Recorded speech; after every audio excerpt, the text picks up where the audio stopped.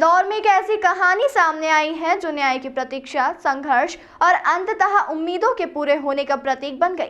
यह कहानी है श्याम तिवारी की, जिन्होंने करीब 2 दशक पहले इंदौर के माणिक बाग ब्रिज और सड़क निर्माण के लिए अपनी जमीन सरकार को समर्पित कर दी थी, लेकिन इसके बदले उन्हें केवल वादे और आश्वासन ही मिले। समय के साथ उनके संघर्षों ने उन्हें थका दिया और उम्मीदों का आकाश धुंधला पड़ने लगा। श्याम तिवारी के जीवन में यह मोड़ तब आया जब इंदौर के महापौर पुष्यमित्र भार्गव ने उनके मामले में हस्तक्षेप किया। एक फोन कॉल ने उनकी वर्षों की बेचैनी और दर्द को सुलझाने की दिशा दी। महापौर ने उन्हें नगर निगम मुख्यालय बुलाया और 60 लाख रुपए का चेक सौंपा। चेक को हाथ में लेते ही श्याम तिवारी की आंखें भर आई। यह सिर्फ एक आर्थिक सहायता नहीं थी, बल्कि उनके लंबे संघर्ष और धैर्य की जीत थी।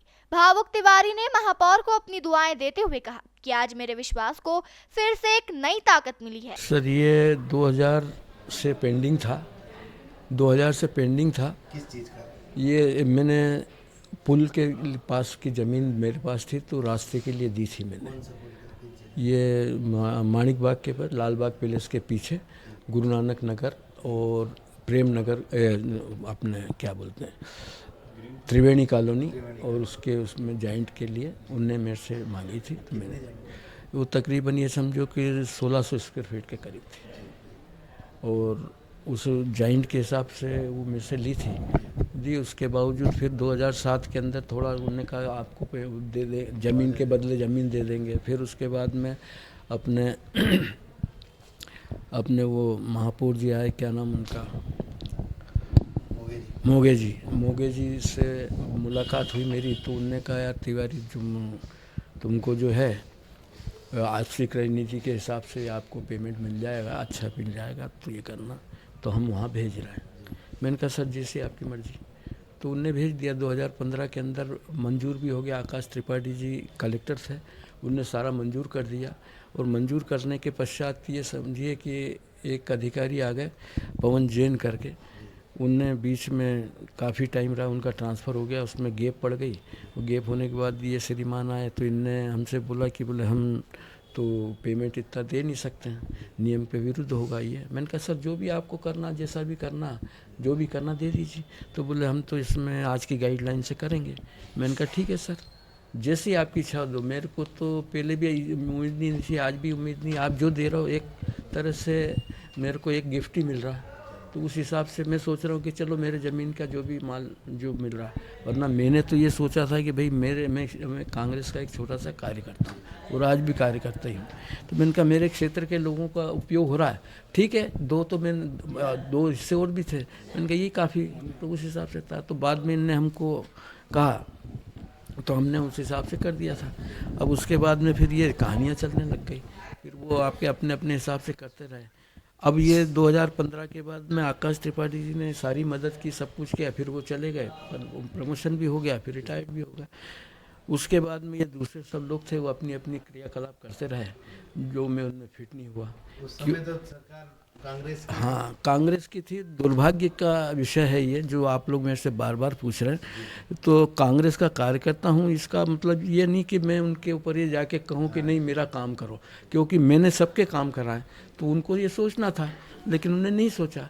लेकिन मैं तो आज भी कार्यकर्ता ही हूँ और रहूँगा।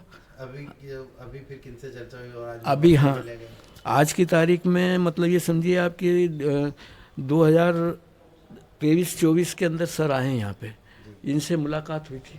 क्योंकि सबसे मैं मिलता था जो भी आते थे।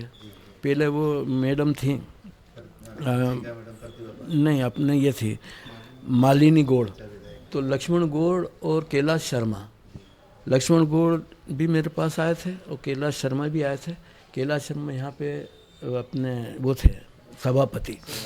तो उनने कहा यार मेरा राजनीतिक जीवन है, तो तिवारी जी मैं ऐसा करके ज़मीन के बदले ज़मीन दिला दूँ। मैंने कहा ठीक है यार, जो भी करना।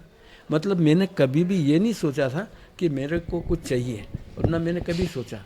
लेकिन आज मैं इस बात से अचंभित हूँ कि जिस आदमी से मेरा कोई संबंध नहीं है, किसी भी चीज़ से कोई सरोकार नहीं है, लेकिन उस आदमी ने आगे रह के, और आज के दिन, आज भी आपने देखा होगा कि आज के दिन आगे रह के, मतलब उस आदमी ने ये कहा नहीं अच्छा मैं यहीं बैठूँगा।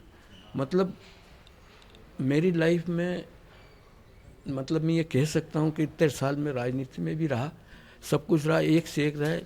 प्रकाश चंद्र सेठी जी के साथ रहा मैं, मतलब जितने भी चीफ रहे सबके साथ रहा। चुनाव कंडक्ट करने का काम करता था, सारा था। लेकिन मैंने कभी भी लिमिटेड, कुछ लोग मेरे लाइफ में आए हैं, लेकिन ये आदमी भी एक तरह से देखा जाए, ये आदमी का नाम ये मतलब महापौर जी का नाम पुष्पमित्र जी, भार्गव जी। तो इनने जो एक मेरे साथ में क्या मालूम कौन से जन्म का एक मेरा साथ दे के, या तो उनने उनका कर्ज उतारा या मैंने मेरा वो करा। कितने मुआवजा मेरा है, हाँ, मेरे को चेक मिला वो 59,60,000 ऐसा, 640 ऐसा कुछ का दिया। आप खुश हैं? नहीं। सालों बाद नहीं आए खुश तो हूँ सर, लेकिन एक मन में कसक भी है कि ये जल्दी हो सकती नहीं, ये अगर जल्दी हो जाता। है। आपका नाम बताइए। शाम तिवारी। वहीं महापौर पुष्पमित्र भार्गव ने भी श्याम तिवारी को देरी से मिले न्याय पर खेद जताया और शहर हित में उनके योगदान के लिए आभार जताया। भले ही वर्षों का संघर्ष रहा हो, लेकिन आखिरकार श्याम तिवारी को इंसाफ मिला है और आज वे बेहद खुश भी है। 2007 में गुरु नानक कॉलोनी की पुलिया के निर्माण में श्याम तिवारी जी के प्लॉट को अधिग्रहित किया गया था और क्रय नीति के तहत भूमि के बदले भूमि के तहत उनसे लिया गया था, लेकिन कई सारे कारणों से उनको उसका मुआवजा नहीं मिला था। 2023 में हमने उसका प्रस्ताव किया, पूरे विषय को समझा और आज उनकी मुआवजे की राशि लगभग 60 लाख रुपए का चेक उनको दिया है। और मैं तो उसमें खेद प्रकट करता हूं कि उनको ये चेक देने में हमसे विलम्ब हुआ है, लेकिन जैसे ही मेरे संज्ञान में ये विषय आया तत्काल प्रस्ताव भी किया और विभाग से उसका काम करवा के उनको आज चेक सुपुर्द किया है। इंदौर से द नेशन टाइम की रिपोर्ट।